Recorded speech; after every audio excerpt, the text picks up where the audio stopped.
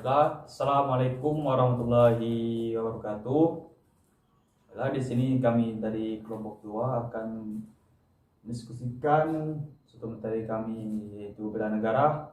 Di sini saya Pangki Mansa, dan ini ada Edinda Rahmatiwi dan Mutiara Anissa. Baiklah, materi pertama akan disampaikan oleh Edinda. Pada Edinda, saya silakan. Baiklah, di sini saya akan menjelaskan definisi menurut para ahli.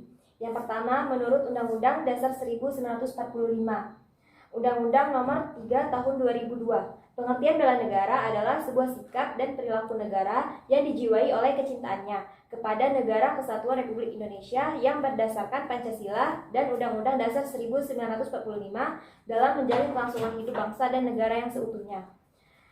Selanjutnya, yang kedua ada Undang-Undang Nomor 20 Tahun 2002 Pasal 1 Ayat 2. Pengertian bela negara adalah sikap dan perilaku warga negara yang dijiwai oleh kecintaannya kepada Negara Kesatuan Republik Indonesia yang berdasarkan Pancasila dan Undang-Undang Dasar 1945 dalam menjamin kelangsungan hidup bangsa dan negara. Yang ketiga ada Undang-Undang Nomor 56 Tahun 2002. Pengertian bela negara adalah sikap dan perilaku warga negara yang dijiwai oleh kecintaannya kepada Republik Indonesia yang berdasarkan Pancasila dan Undang-Undang Dasar 1945 dalam menjamin kelangsungan hidup bangsa dan negara. Yang kedua, menurut Sunarso. Menurut Sunarso adalah mengandung 4 esensial yang perlu dibela. Pertama, kemerdekaan dan kedaulatan negara. Yang kedua, kesatuan dan persatuan bangsa. Yang ketiga, keutuhan wilayah dan yurisdiksi nasional. Keempat, nilai-nilai dari Pancasila dan Undang-Undang Dasar 1945. Yang ketiga ada menurut Darji Darmodiharjo.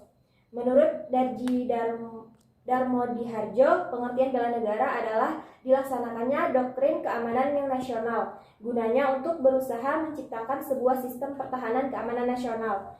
Keamanan nasional tersebut diharapkan mampu mengamankan serta mensukseskan perjuangan nasional pada umumnya. Yang keempat ada menurut Purnomo Yusgiantoro.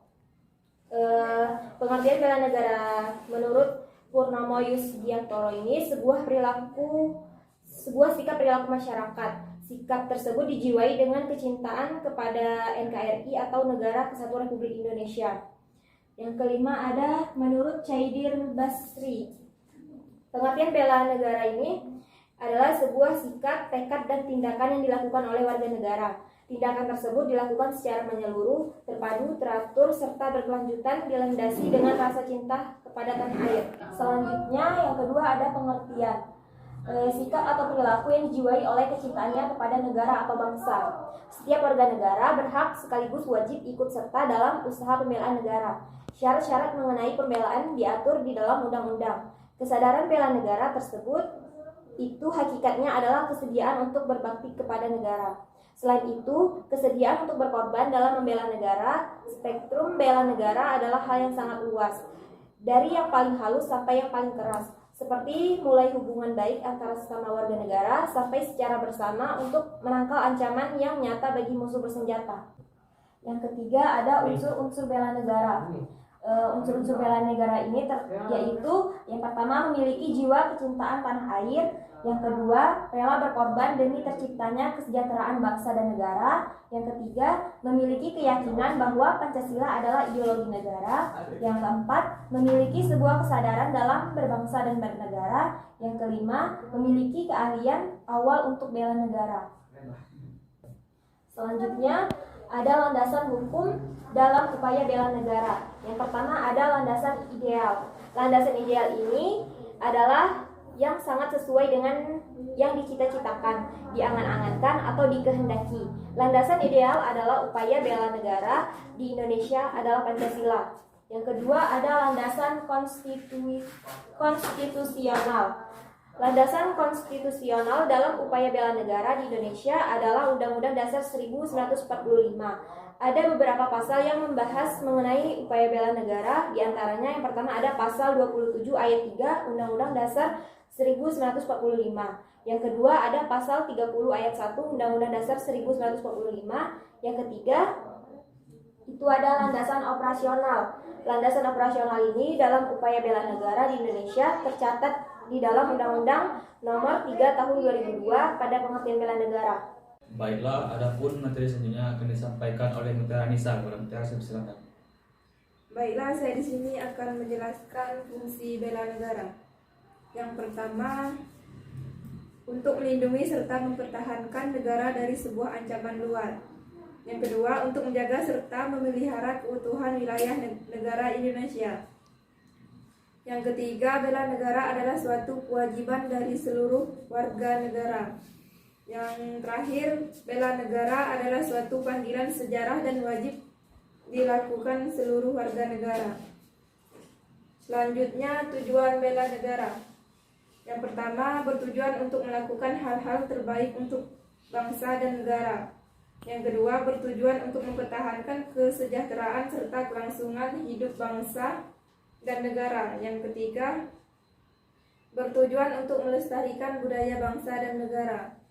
Yang keempat, bertujuan untuk menjaga serta memelihara identitas dan integritas bangsa dan negara.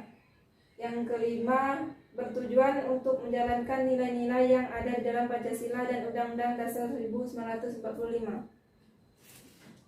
Selanjutnya, pengertian radikalisme. Istilah radikalisme berasal dari bahasa Latin yaitu radik yang artinya akar, sumber atau asal mula. Istilah radikal memiliki arti ekstrem, menyeluruh, fanatik, revolusioner, fundamental.